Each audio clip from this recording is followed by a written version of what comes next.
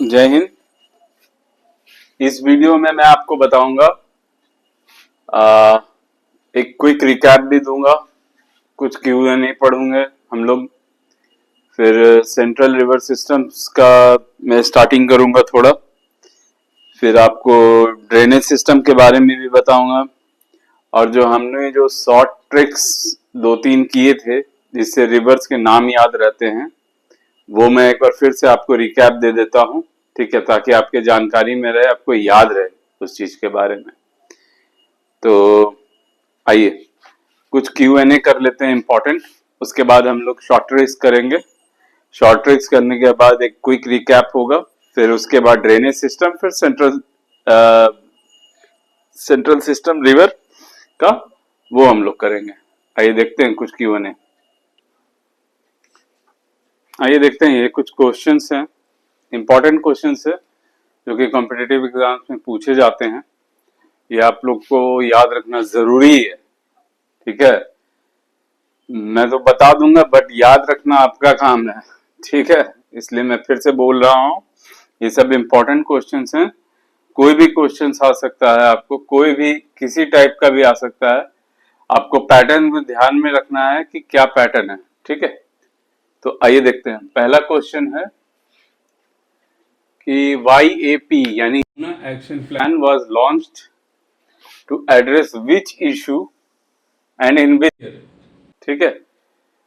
In fact ये 2 question है अगर देखा जाए तो, इशू क्या था और ईयर कौन सा था। आपको ये दोनों में कोई एक चीज भी याद होगा तो आपका आंसर सही हो जाएगा। इसलिए क्योंकि सारे साल अलग अलग है, एक 92 है, एक 90 है, एक 93 है, एक 1998 है। अगर आपको याद रहेगा कि 92 में हुआ था तो ऑब्वियस बात है कि डिफॉरेस्टेशन होगा।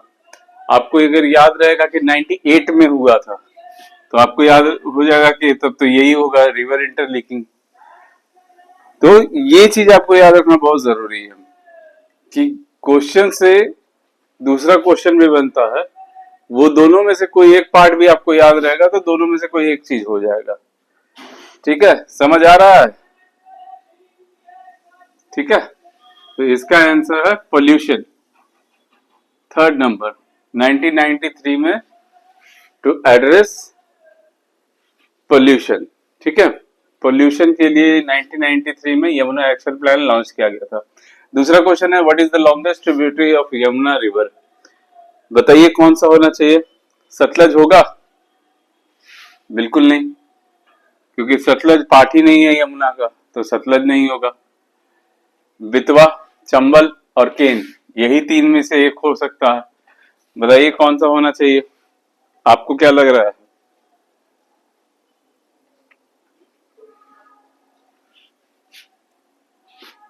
बेटवा और केन जो है ये छोटी छोटी नदियां हैं, ठीक है, तो ये भी नहीं होगा। इसका आंसर होगा चंबल। थोड़ा तेजी में हम लोग पढ़ते हैं क्योंकि आगे बहुत सारे क्वेश्चंस हैं, इसलिए मैं आपको थोड़ा तेजी में पढ़ाऊंगा इसे। Historic battle fought on the banks of Yamuna, मैंने आपको ये बताया है, ठीक है। तो इसका आंसर होगा बैटल ऑफ पानीपत। अगला क्वेश्चन है, Lakhwar dam is in which state. Lakhwar dam कौन से स्टेट में है। हिमाचल प्रदेश में है, उत्तराखंड में है, हरियाणा में है, यूपी में है। ये भी मैंने आपको बताया है। लखवर डैम उत्तराखंड में है, देहरादून में, ठीक है। Tributary of Ganga originates from Nepal Sikkim border and joins Bangladesh. Bangladesh में ज्वाइन करता है, एक ट्रिब्यूटरी है जो गंगा का है, जो नेपाल सिक्किम बॉर्डर से निकलता है और बांग्लादेश में ज्वाइन करता है। गोमती निकलता है नेपाल सिक्किम बॉर्डर से? नहीं, वो नेपाल की तरफ से आता है, सिक्किम की तरफ नहीं है। महानदी, कोसी या गंडक, तो ये दोनों तो है ही, बिल्कुल ये भी है, तो इसका आंसर होगा महानदी, ठीक है। Highest dam Tehri located on which river. Tehri highest dam है, इंडिया का सबसे हाईएस्ट डैम है, India's highest dam, India's highest dam Tehri is located on Bhagirathi नदी, ठीक है। Which river is called sorrow of Bihar and Bengal? बताइए कौन सा होना चाहिए। कोसी आपको मालूम है कि बिहार का है, ठीक है। गोदावरी होगा नहीं, गोदावरी है ही नहीं, न बिहार में है न बंगाल में है, तो दूसरा नंबर आपका यहीं चला गया, ठीक है। गंगा यमुना होगा नहीं क्योंकि यमुना भी नहीं है बिहार में, तो ये चला गया। आपका बचा दूसरा और तीसरा, सॉरी पहला और तीसरा। कोसी या गंडक हो सकता है, कोसी या दामोदर हो सकता है। गंडक होगा नहीं, इसलिए नहीं होगा क्योंकि वो फिर बंगाल में नहीं आता है, बंगाल में वो फिर गंगा के रास्ते आती है, तो ये भी नहीं होगा, ये भी नहीं होगा, ये भी नहीं होगा। आपका आंसर है कोसी एंड दामोदर, ठीक है। इसमें कोई परेशानी, कोई दिक्कत? आइए नेक्स्ट क्वेश्चन देखते हैं। चलिए जल्दी से आंसर बताइए, तो इसका क्या होना चाहिए। सारा पढ़ाया हुआ है, बिल्कुल आपको याद होना चाहिए।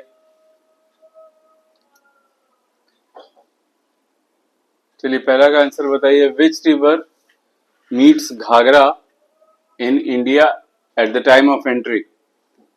रामगंगा, गोमती, काली या शारदा? काली का दो नाम है, काली भी बोलते हैं उसे, शारदा भी बोलते हैं, गंडक। तो इसका आंसर सी होगा, काली, ठीक है। दूसरा, ओरिजिन ऑफ ब्रह्मपुत्रा नदी? Mapchachungo glacier, Yarlung Tsangpo glacier, Siang glacier या लुइत ग्लेशियर? इसका आंसर होगा बी, यारलुंग सांगपो ग्लेशियर। तीसरा क्वेश्चन है, what is the other name of Brahmaputra नदी इन असम? असम में इसे किस नाम से जाना जाता है?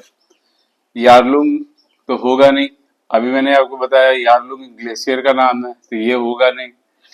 मेघना, लुइत या सियांग? तो इसका आंसर होगा असम में इसे लुइत नाम से भी जाना जाता है, ठीक है। और बांग्लादेश में इसे किस अदर नाम से जाना जाता है? अदर नेम क्या है इसका, ठीक है, अदर नेम क्या है? यारलुंग फिर वही है, ये ग्लेशियर का नाम है, तो ये होगा नहीं। मेघना, सियांग या जमुना? मेघना, सियांग या जमुना में इसका आंसर होगा जमुना। कंफ्यूज नहीं होइएगा, ये यमुना वाला, ये इंडिया वाला यमुना नहीं है, ये जमुना है, जे है। और इंडिया में जो है वो वाई है, यमुना है। तो ये नहीं कि सर ने पढ़ाया था यमुना तो यमुना हो गया, तो यमुना नहीं होगा, इसका आंसर जमुना होगा। जे से है, इसका आंसर होगा जमुना। इस चीज को ध्यान रखिएगा, ठीक है। कोई डाउट किसी तरीके का है तो पूछ लीजिए, कमेंट बॉक्स में भी पूछ सकते हैं आप, ठीक है, और लाइव भी पूछ सकते हैं। आगे बढ़े, चलिए Q&A सेक्शन यहाँ पर क्लोज करते हैं और एक रिवीजन मारते हैं हम लोग शॉर्ट ट्रिक्स पे। 3 शॉर्ट ट्रिक्स बताया था मैंने नॉर्दर्न सिस्टम ऑफ रिवर के बारे में। देखिए क्या क्या था, तीनों याद कीजिए, बताता हूं मैं फिर से। देखिए कुछ याद आ रहा है? ये 3 शॉर्ट ट्रिक्स मैंने आपको बताए थे नदियों के नाम याद रखने के और जितने भी प्रयाग हैं उनके नाम याद रखने के। पहला ट्रिक मैंने आपको बताया था IJCRBS, और इसका अगर ऐसे तो याद रहेगा नहीं आपको, इस नाम से, इस नाम से आपको याद रह सकता है, India's JNK core river banking, sorry India's JNK core river basin system, ठीक है। अब इसका फुल फॉर्म क्या होगा?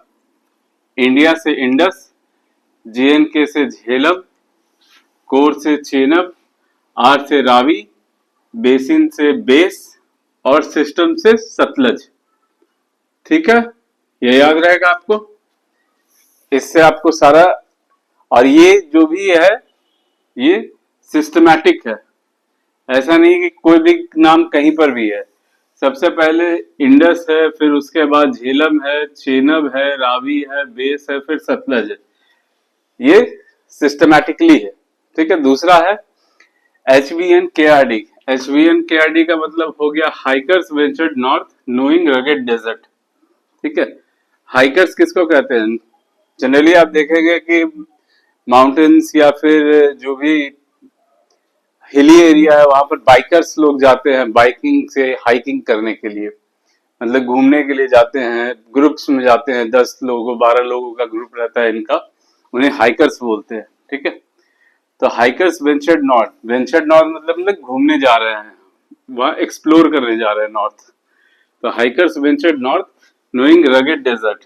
ठीक है, तो हाइकर्स हो गया आपका हनुमान चट्टी, सबसे पहला जो अलकनंदा का अ, अलकनंदा जहां से निकलती है सबसे पहले हनुमान चट्टी आती है, उसके बाद आती है विष्णु प्रयाग, वेंचर्ड मतलब विष्णु प्रयाग, नॉर्थ से नंद प्रयाग, नोइंग से करण प्रयाग, आर से रुद्र प्रयाग और डी डेजर्ट से देव प्रयाग।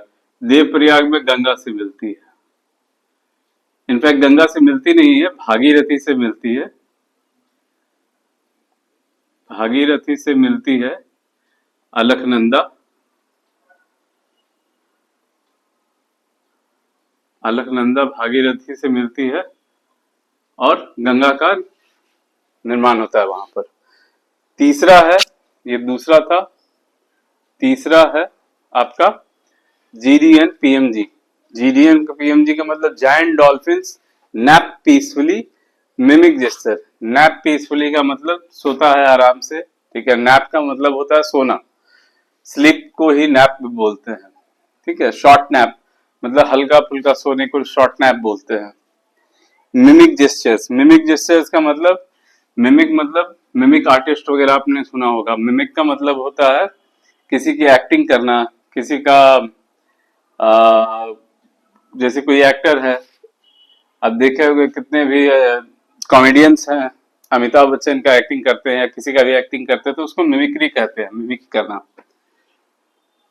तो giant dolphin snap peacefully mimic gestures. Giant का मतलब हो गया घृत गंगा, घृत गंगा यहाँ से मिलती है हनुमान चट्टी से, धौली गंगा विष्णु प्रयाग में, नंदाकिनी नंद प्रयाग से, पिंडार नदी करण प्रयाग में, मंदाकिनी रुद्रप्रयाग में और देवप्रयाग में मिलती है आपको गंगा। एक चीज ध्यान देने वाली है, आप देखिएगा अलकनंदा नदी जो भी बहती है ये बद्रीनाथ से निकल के आती है, हनुमान चट्टी आती है आपको, हनुमान चट्टी प्रयाग, नंद प्रयाग, करण प्रयाग, रुद्र प्रयाग या देव प्रयाग, सारी नदियां आपको ईस्टवर्ड डायरेक्शन से आके मिलती है। सिर्फ एक ही नदी है, वो है मंदाकिनी, जो कि आपका केदारनाथ साइड से आके मिलती है, केदारनाथ साइड से आके मिलती है। बाकी सारी नदियां आपको ईस्टवर्ड डायरेक्शन से आके मिलती है अलकनंदा में। ठीक है, चलिए आगे बढ़ते हैं हम लोग। यहां तक कोई दिक्कत? चलिए आगे बढ़ते हैं। आइए देखते हैं कुछ ड्रेनेज सिस्टम्स ऑफ इंडिया के बारे में। इंडिया के कुछ ड्रेनेज सिस्टम्स हैं जिनको कुछ नाम दिया गया है। हर रिवर का अपना अपना ड्रेनेज सिस्टम है, तो हम लोग बात करते हैं और किस तरीके का दिखता है वो भी मैं आपको बताता हूँ। सबसे पहला है, आप देखिएगा ध्यान दीजिए,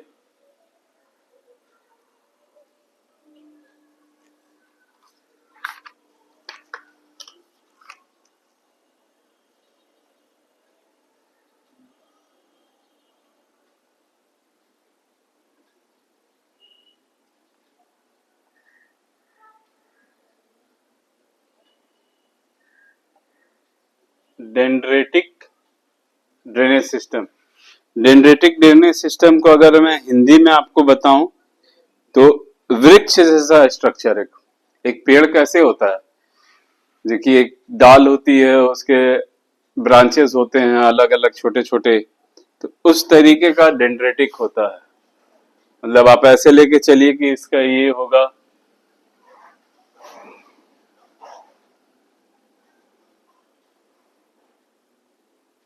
ठीक है, इधर से निकलेगा इधर से निकलेगा, ऐसे है ऐसे, तो इस तरीके का होता है डेंड्रेटिक, एक वृक्ष जैसा होता है। तो ये डेंड्रेटिक ड्रेनेज सिस्टम इसे बोलते हैं। ठीक है,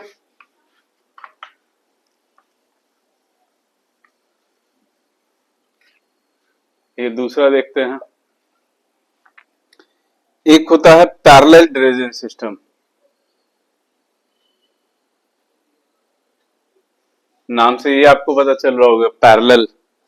ये भी डेंड्रेटिक टाइप का ही होता है, बट इसमें क्या होता है कि जो रिवर सिस्टम होता है, जो रिवर्स बहती है नदियां, वो एक पैरेलली टाइप से बहती हैं।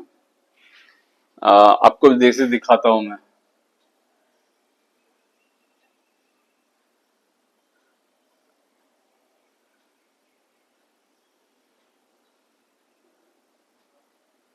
सब पैरेलली जा रही है,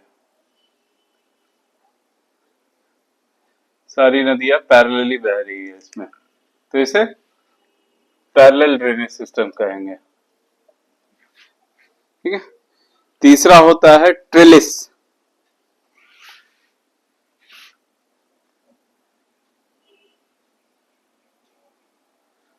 trellis drainage system, trellis drainage system का आपको मैं अगर डायग्राम दिखाऊं, तो इसका डायग्राम भी आपको एक टाइप का ड्रेनेज ही होता है, मतलब डेंड्रेटिक ही होता है, बट ये आउटवर्ड डायरेक्शन में होता है।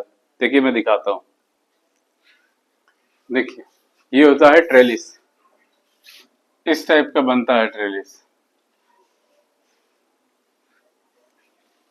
इसको आप ऐसे समझ सकते हैं कि ये मेन स्ट्रीम हो गया, और मेन स्ट्रीम से बाकी और भी स्ट्रीम्स निकल रही है। ठीक है, उससे छोटी छोटी स्ट्रीम्स और है। ठीक है, ये 3 टाइप का मैंने आपको बताया, ऐसे 6 टाइप के और हैं, वो भी मैं बता दे रहा हूं आपको। देखिए 3 आपको मैंने पहले बताया था स्टार्टिंग में।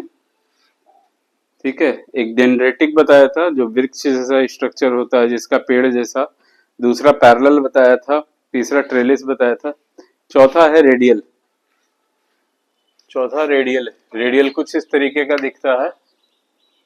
ठीक है, रेडियल इस तरीके का दिखता है। फिर 5वां होता है सेंट्रीफ्यूगल। सेंट्रीफ्यूगल एक टाइप का आप समझिए कि एक नदी है और उससे ट्रिब्यूटरीज निकलती जा रही है। ये रिवर है, ठीक है, उससे अलग अलग ट्रिब्यूटरीज निकल रही है। ये हो गया सेंट्रीफ्यूगल। फिर होता है सेंट्रीपिटल। कैसे डैम होता है, आपने देखा होगा, डैम्स होते हैं। डैम्स में आपको छोटे छोटे उधर से निकलते हैं आपको ट्रिब्यूटरी, या फिर कैनाल के लिए निकलते हैं रास्ते। कभी देखा है आपने? नहीं देखा है तो अगल बगल आपके होगा घर के पास, तो एक बार जाके देखिएगा जरूर, आपको एक क्लियर पिक्चर मिलेगा। ठीक है ना, तो ये होता है सेंट्रीपिटल। डिस्ट्रीब्यूटरी, डिस्ट्रीब्यूटरी वैसे ही होता है, एक सेंट्रल सिस्टम होता है रिवर का, और उससे छोटे छोटे आपको अलग अलग ट्रिब्यूटरीज निकलती है, जो सीधे जाके आपका सी बेस में मिलती है। ठीक है, सी या ओशियन में जाके ये मिलती है। जैसे साउथ में एक नदी है कृष्णा, मैंने अभी पढ़ाया नहीं आपको, कृष्णा नदी के बारे में बताऊंगा जब, तो उसमें आप देखिएगा कि उसका जो सिस्टम ऑफ ड्रेनेज है वो डिस्ट्रीब्यूटरी है। फिर रेक्टेंगुलर कुछ इस तरीके का दिखता है, और एंगुलर भी इसी तरीके का दिखता है जैसा रेक्टेंगुलर है, बट स्लाइट डिफरेंस होता है। जैसे कि इसमें रेक्टेंगुलर में अलग अलग से निकलता है, उसमें सिंगल ही निकलता है, और उसी से आपको सारा ट्रिब्यूटरीज आता है। ठीक, ऐसा ऐसा एक जरूरी नहीं कि एक ही होगा, अलग अलग भी हो सकता है। चलिए आगे बढ़ते हैं। इतना आपको समझ आया तो मैंने पढ़ाया? नहीं समझ आ रहा है कमेंट बॉक्स में एक बार पूछ लीजिए। ठीक है, और फिर भी नहीं समझ आएगा, वीडियोस को एक बार सब्सक्राइब जरूर करिएगा, ताकि अपकमिंग जो वीडियो है आपका, उसमें आपको पता चलेगा कि मैंने लास्ट क्लास में क्या बताया था। अगर नेक्स्ट क्लास आप नहीं देखते हैं तो आपको नहीं पता चलेगा कि मैंने पिछले क्लास में आपको मतलब अपकमिंग क्लास में क्या पढ़ाना है और लास्ट क्लास में क्या पढ़ाया है। ठीक है, तो आज का लेसन, आज का वीडियो यहीं क्लोज करते हैं। आज टाइम ही नहीं मिला कि आपको मैं सेंट्रल रिवर बेसिन सिस्टम पढ़ाऊं। तो नेक्स्ट वीडियो में आपको सेंट्रल रिवर बेसिन सिस्टम पढ़ाऊंगा। जैसे मैं डिस्ट्रीब्यूटरी के बारे में बता रहा था, तो ये नेक्स्ट क्लास में मैं आपको डिस्ट्रीब्यूटरी के बारे में भी बताऊंगा। कहीं कुछ समझ नहीं आ रहा हो तो जरूर पूछिए, कमेंट बॉक्स में पूछिए, लाइव भी पूछ सकते हैं आप। तो वीडियो को यहाँ पर मैं क्लोज करता हूँ। जय हिंद।